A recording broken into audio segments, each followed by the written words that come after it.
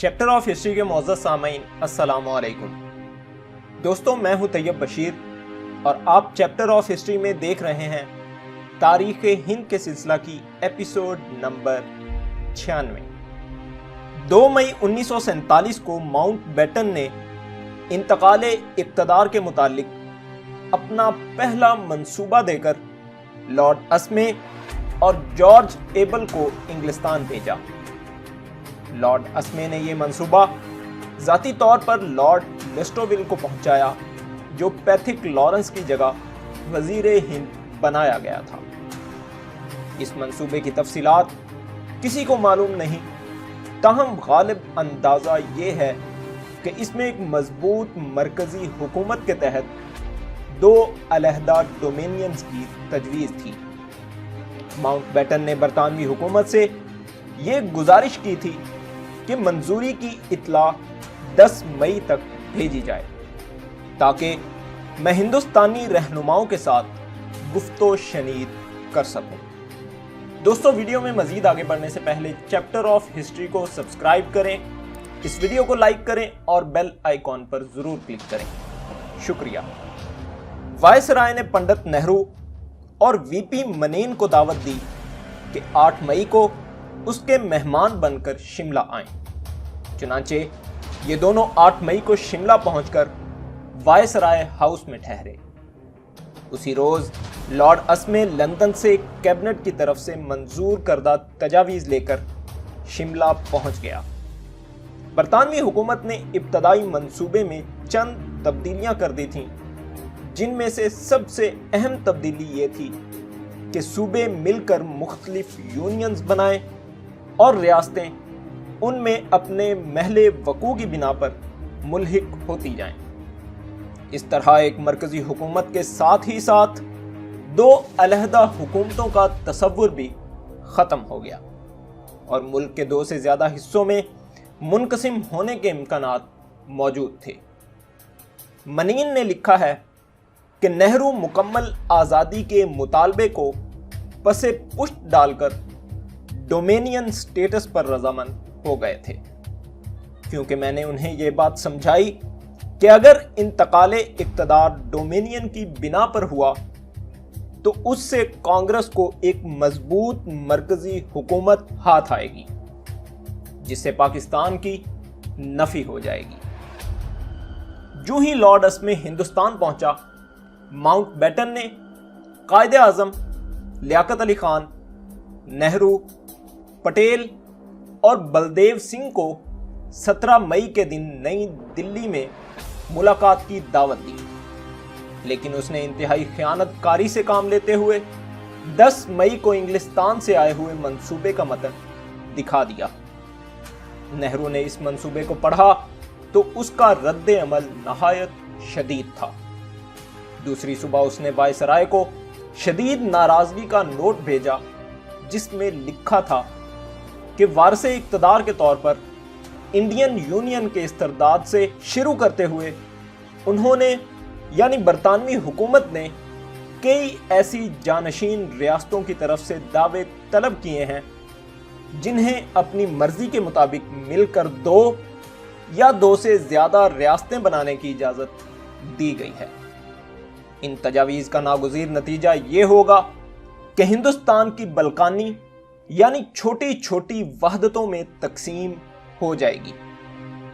پنڈت نہرو نے کئی دوسری شقوں پر بھی سخت اعتراضات کیے، لیکن کیمبل جانسن کے الفاظ میں کہ پنڈت نہرو حقیقتاً چاہتے تھے کہ یہ بات پوری طرح مسلم ہو جائے کہ ہندوستان اور ہندوستانی دستور ساز اسمبلی برطانوی ہند کے جانشین اور پاکستان اور مسلم لیگ اس سے علیحدگی چاہنے والے ہیں۔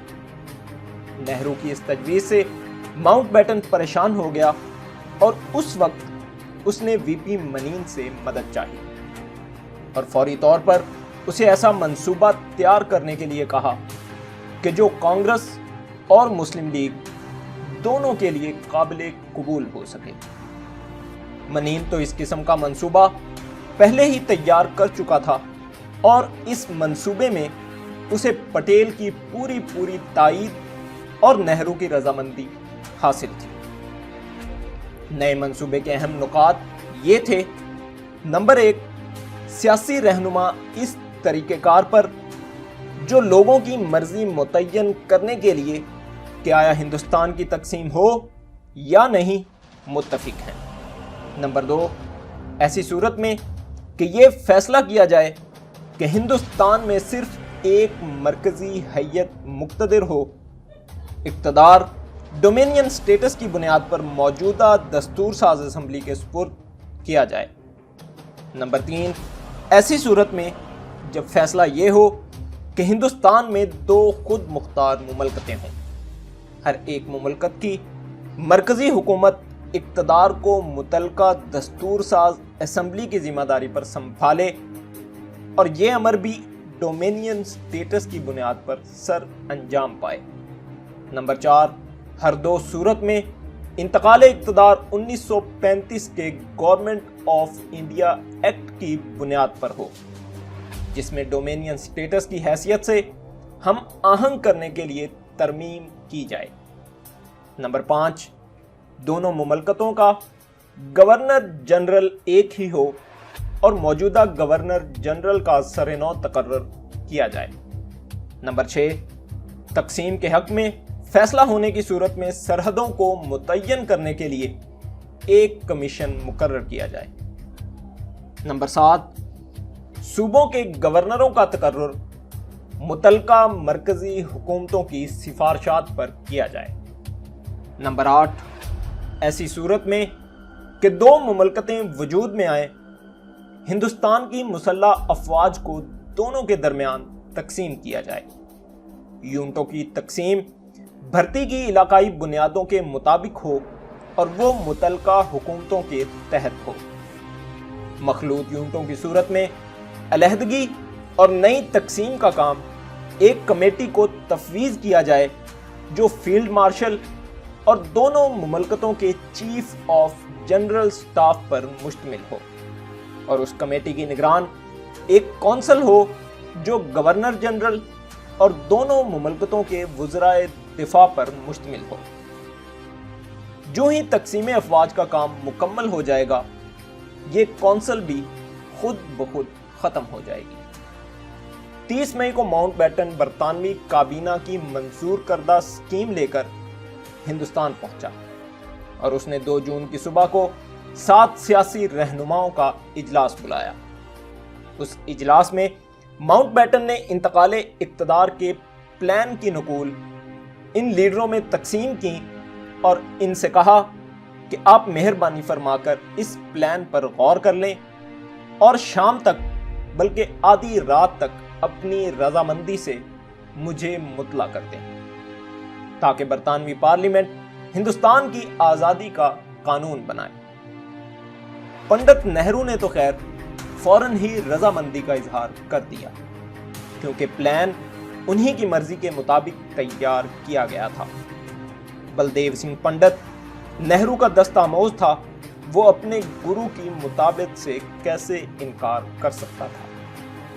ماؤنٹ بیٹن نے قائد اعظم پر بہت زور ڈالا، لیکن قائد اعظم نے اپنی طرف سے رضامندی دینے سے انکار کیا اور یہی جواب دیا کہ جب تک مسلم لیگ کونسل اس معاملے پر غور کر کے اپنی رضامندی ظاہر نہ کرے، وہ کوئی بات حتمی طور پر نہیں کہہ سکتے۔ پلان کے اہم نکات یہ تھے: نمبر 1، ملک کے جن حصوں کے نمائندے دستور ساز اسمبلی میں شریک نہیں ہوئے ان کی رائے معلوم کی جائے کہ آیا وہ پرانی دستور ساز اسمبلی میں شامل ہونا چاہتے ہیں یا اپنے علاقوں کے لیے علیحدہ دستور ساز اسمبلی چاہتے ہیں۔ پنجاب، بنگال اور سندھ میں اس فیصلے کی مجاز وہاں کی صوبائی اسمبلیاں ہوں گی۔ نمبر 2، پنجاب اور بنگال میں اسمبلیوں کے 2 حصے ہوں گے، ایک مسلم اکثریت کا حصہ اور دوسرا غیر مسلم اکثریت کا۔ اگر دونوں حصے فیصلہ کریں کہ صوبہ تقسیم نہ ہو تو صوبہ ایک رہے گا، ورنہ تقسیم کر دیا جائے گا۔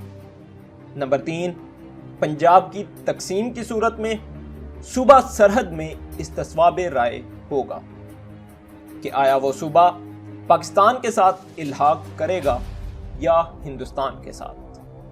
نمبر 4، بنگال کی تقسیم کی صورت میں سلہٹ میں بھی استصواب ہوگا کہ آیا وہ آسام کا حصہ رہے گا یا مشرقی پاکستان میں شامل ہوگا؟